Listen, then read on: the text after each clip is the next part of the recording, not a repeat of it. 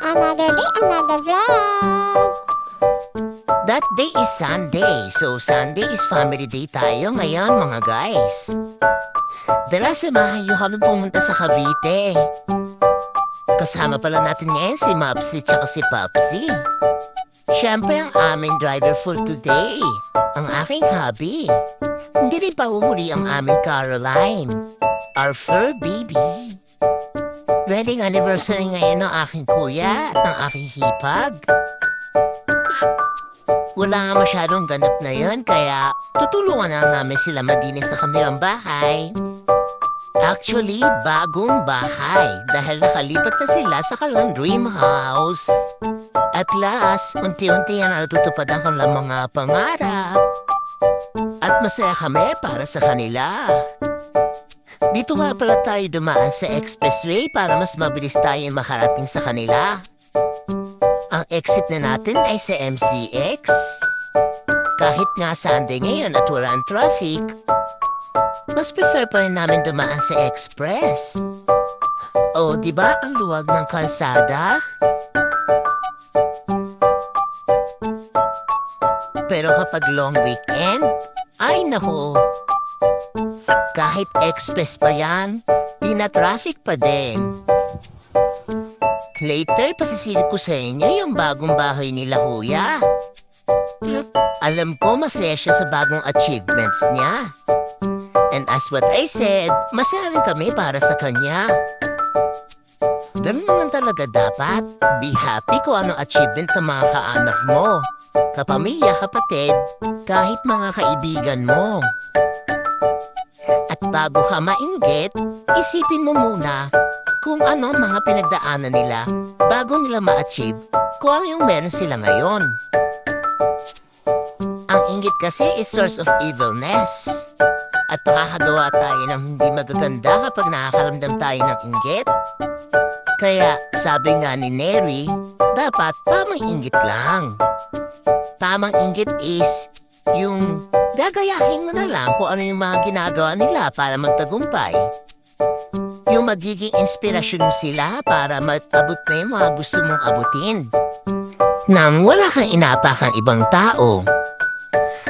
May mga bagay kasi tayong nagagawa kapag nauuna ang inggit at galit. Mga bagay na nakakasama para sa ating kapwa, pati na rin sa ating mga sarili. Kaya piliin natin maging masaya at magsumikap pa para sa ating sariling buhay. Papasaan ba at darating din yung panahon para sa atin? Lahat ng ating ginagawa, maliit man o malaki, basta't sinasamahan ng dasal at inaalay natin para sa ating may kapal, ang Diyos na ang bahala magbigay sa atin ng biyaya at grasya sa ating buhay. At na-stop up pa nga ang ating video, na ba yan? Paliko na nga yan, papasok sa village nila Kuya Map. Nadala na nga ako ng brownies para sa aking makulit na pamangkin. Nakakamiss nga rin yung batang iyon. Isa siyang Pilipino pero British accent kung mag-English. Palibasa kasi mga Peppa Pig ang pinapanood or di kaya Blippi. Kaya pala mga around 2 years old siya, di namin siya maintindihan kasi English pala ang language niya. Same thing din, di niya kami maintindihan kasi tinatagalog namin siya. Iba na talaga ang mga bata ngayon, mas magaling pa mag-English kaysa sa aming mga matatanda. Para naman kasi mga panahonan namin na pinapanood namin yung mga speechless na cartoons. Lalo-lalo na uso yung Mr. Bean. Kaya pala karamihan sa mga batang 90s mga mongoloid. Joke lang po. Kakadadal ko, dito na pala tayo sa bahay nila Kuya Matt. O diba pagpasok pa lang ang gara-gara na?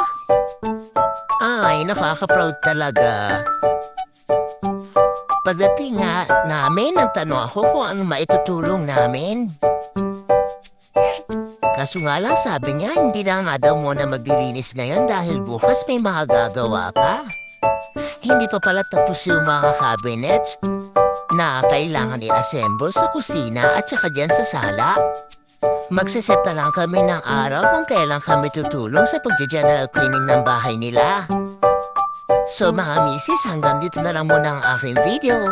Yan na muna ang aking pasilip sa bagong bahay ng aking kuya. Magbo-movie marathon na lang muna kami at magpo-food trip for today. Maraming salamat sa pagsubaybay!